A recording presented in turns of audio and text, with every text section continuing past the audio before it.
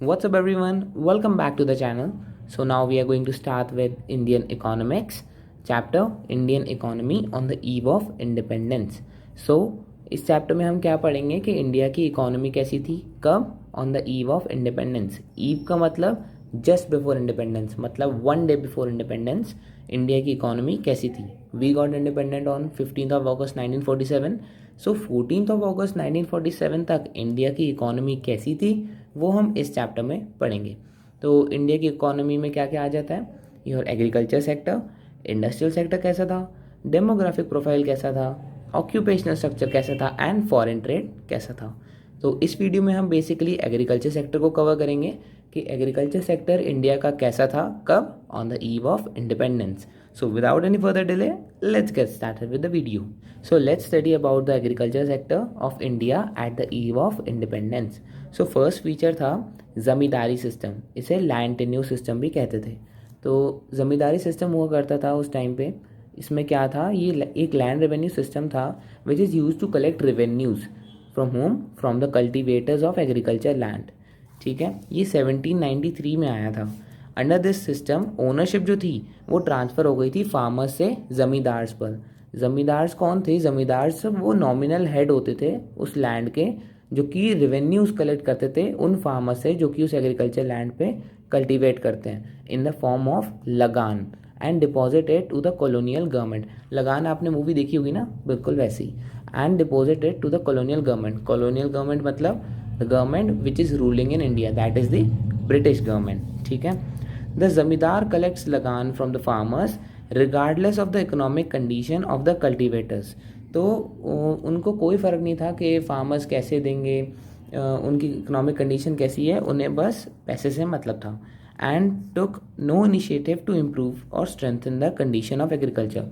और उन्हें agriculture sector को इम्प्रूव और स्ट्रेंथन करने से भी कोई फ़र्क नहीं था, उन्हें बस अपना पैसा चाहिए था.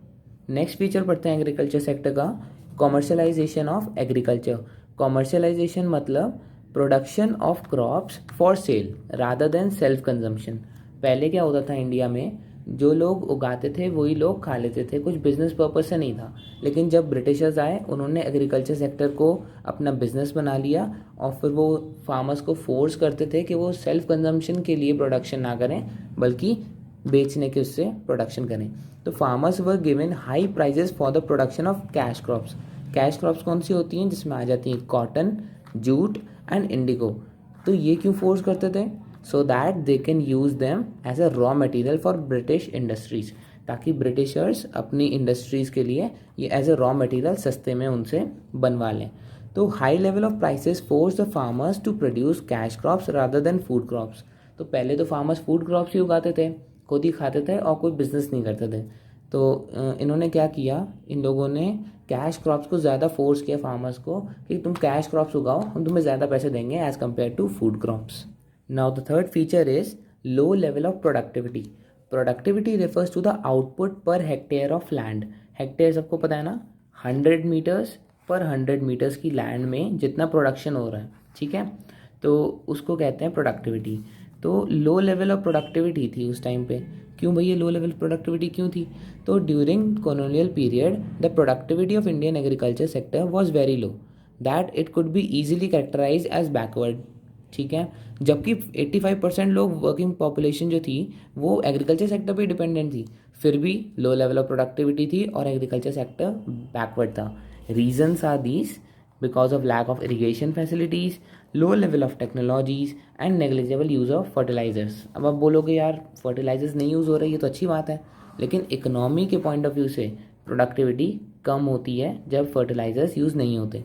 टेक्नोलॉजी इतनी एडवांस थी नहीं और इरिगेशन फैसिलिटीज़ भी इतनी अच्छी थी नहीं. Last feature is high degree of uncertainty. During colonial period, the main source of irrigation was rainfall, which results in high level of uncertainty. That is, good rainfall implied good output, whereas poor rainfall implied poor output. मतलब उस समय क्या था ना, tube wells वगैरह तो होते नहीं थे, तो बारिश पे ही फार्मर्स डिपेंडेंट होते थे. तो एक अनसर्टेनिटी होती थी कि अगर बारिश अच्छी हो गई, या गुड रेनफॉल बोला है, not more and not less, it's enough rainfall.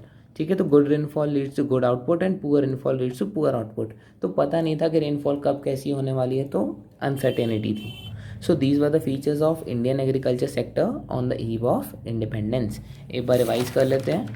First one was ज़मींदारी system था, जिसमें ज़मींदार्स के पास लैंड थी और वो लोग फार्मर्स से लैंड रेवेन्यूज़ कलेक्ट करते थे इन द फॉर्म ऑफ लगान. Second one was commercialisation of agriculture, जिसमें ब्रिटिशर्स फोर्स करते थे फार्मर्स को कि वो प्रोडक्शन करें कैश क्रॉप्स का rather than food crops. Y?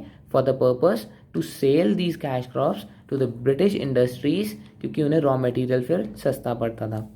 Third one was low level of productivity. Agriculture sector में प्रोडक्टिविटी उस टाइम कम थी. क्यों कम थी? Even though 85% of the working population was from agriculture sector, but still productivity कम थी. Reasons were lack of irrigation facilities, low level of technology, negligible use of fertilizers. And the last one was high degree of uncertainty थी कि बारिश पे dependent थे कि बारिश अगर अच्छी हुई तो अच्छा आउटपुट आएगा एंड अच्छी नहीं हुई तो बुरा आउटपुट आएगा. So that is it for the video. Next video में हम इंडस्ट्रियल सेक्टर कवर करेंगे कि इंडस्ट्रियल सेक्टर कैसा था कब on the eve of independence. Till then stay happy, stay blessed.